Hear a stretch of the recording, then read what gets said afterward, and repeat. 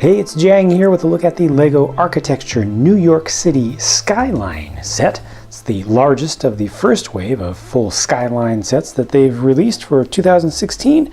This includes relatively well-scaled versions of Statue of Liberty, the Empire State Building, Chrysler Building, Flatiron Building, and One World Trade Center. These are viewable from every angle, so they are fully built up to look displayable and presentable from all around. You don't have to just present it from one particular kind of camera-friendly angle. The New York City placard down there is a printed tile. You never see stickers in LEGO architecture sets. Statue of Liberty over here, well, the statue itself is a sand green recolored trophy piece.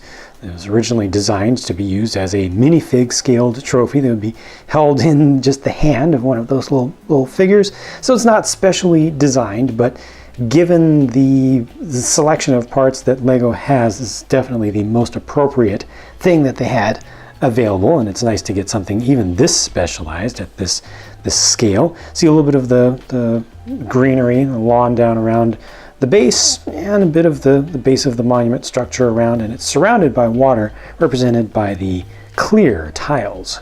The Empire State Building looks pretty good, makes copious use of grill pieces in tan, and obviously tan is just used all throughout until you get to the very tippy top. This has some interesting LEGO math involved with it, where they switch between horizontal and vertical units, basically. You know, basic LEGO bricks are not square, they have a 5:6 ratio, and they go back and forth basically exploiting that back and forth so that you end up seeing some horizontal elements and vertical elements that are perfectly lined up. And it's not quite as simple as it looks. I mean, a lot of this center area, the major area right here, is fairly straightforward, but the top is a little bit tricky, and certainly the base is quite rather tricky. The way that ends up all going together, it's pretty nicely done.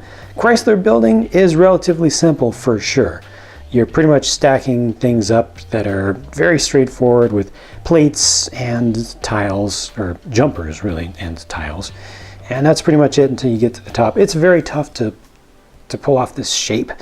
You know, that very iconic shape. They tried to do the best they could of turning it into a cone. It's an interesting choice of using 4 cone pieces in the metallic silver color to just start the cap, the stainless steel area of it. I think I mean, I personally, I'm sure I could not have come up with something better, and I'm sure that they tried many different things, many different options for trying to replicate the general look of this thing. And for this scale, I'd say this is done pretty well.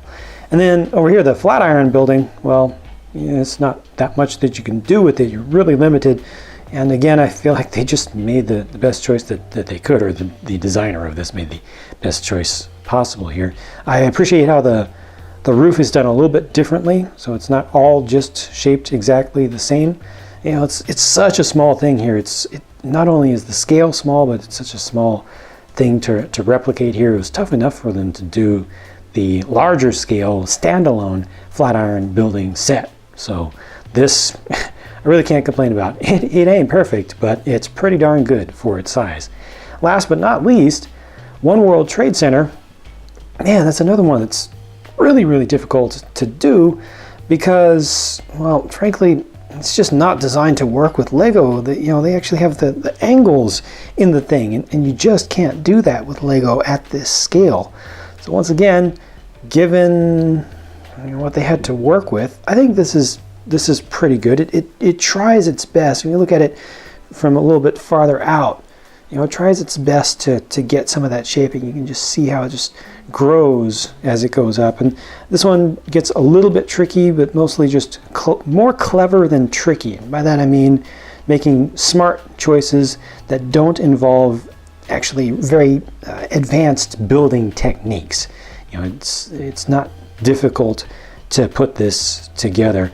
Some parts of it are a little bit repetitive, very repetitive actually, behind there, but yeah, a valiant effort, especially when you see it from the corner. When you see it directly from the front, I'd say not as good, but you turn it around just a little bit, now it starts to get the feel in there a little bit more, especially what they've done right up in here. Let's transition from this level, this tier, up to the top tier. Yeah, I respect that quite a bit.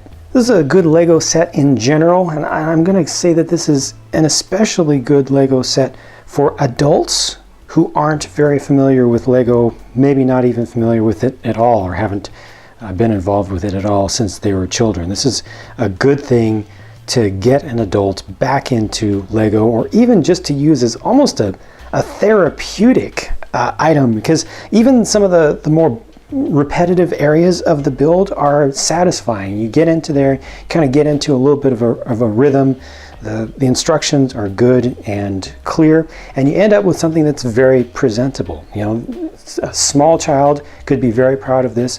Somebody who's a CEO of a company could be proud to have this, I think, on their desk or on, you know, a wall display or something. It's fun. It's based off something that was designed to be a kid's toy, but it's good art. If you have any thoughts that you would like to share about this set based on what you've seen, please do leave a comment down below. Thank you for watching, and I'll talk to you again soon.